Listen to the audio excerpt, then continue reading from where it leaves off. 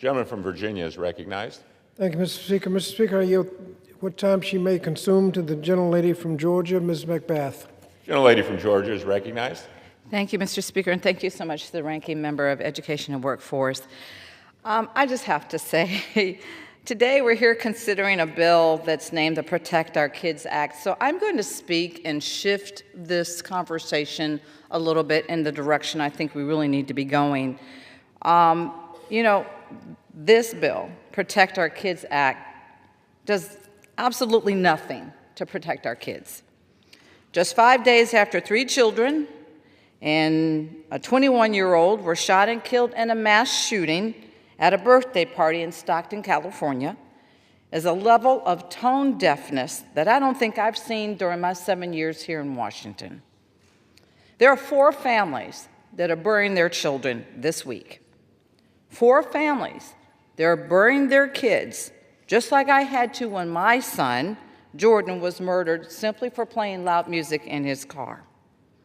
8-year-old Journey Rose, 9-year-old Maya Lupian, and 14-year-old Amari Peterson will never get the experience that they deserve or the promise that this country offers. They will never get that chance, all because they went to a birthday party and this Congress refuses to do anything about it time and time again.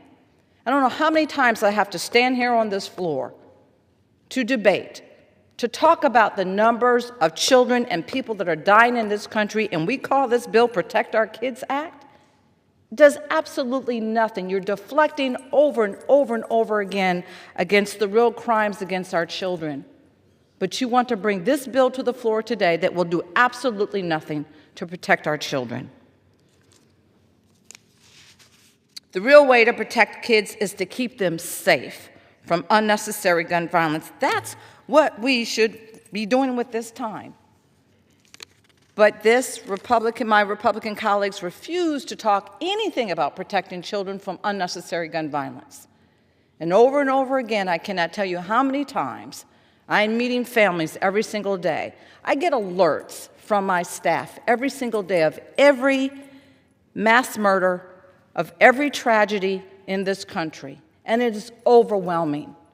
So excuse me if we're going to sit here and talk about protect our kids.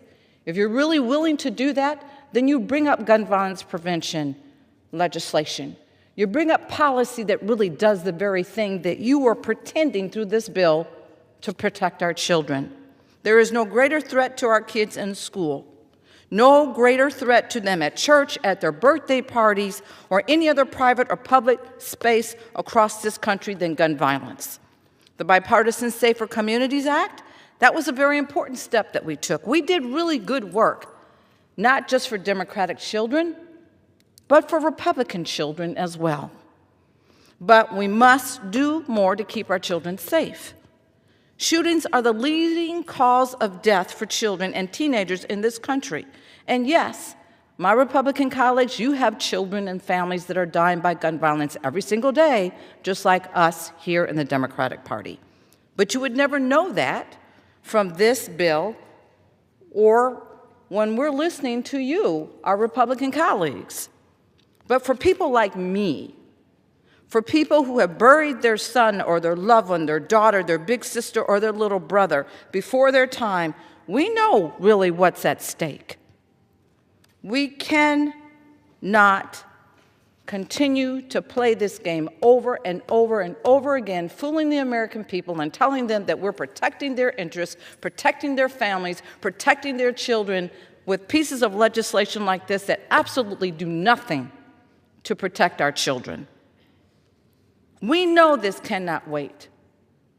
And I'm just so sick and tired of the tone deafness of every time we get here on the floor and you want to put forth a piece of legislation that fools the American people into believing that we're really working on their interests, on their behalf, but really it's not doing that at all. We know that the longer we do nothing, the more likely it is for someone else to have their family torn apart like I have. For someone else to attend a wake or a funeral instead of a wedding or a graduation ceremony. It doesn't have to be this way. I just, if you want to say, celebrated the 12th anniversary of my son's murder. So if you want to talk about protecting our kids, let's really do that, not this facade. Columbine, Newtown, Las Vegas, Uvalde, Lewiston, Stockton. Your home does not have to be next, but trust me, my colleagues, every single one of us in this body has people that are dying every single day in our constituencies. We should be using this time to really protect our kids, not just act like we're protecting them while this Republican Congress does nothing about these tragedies at all.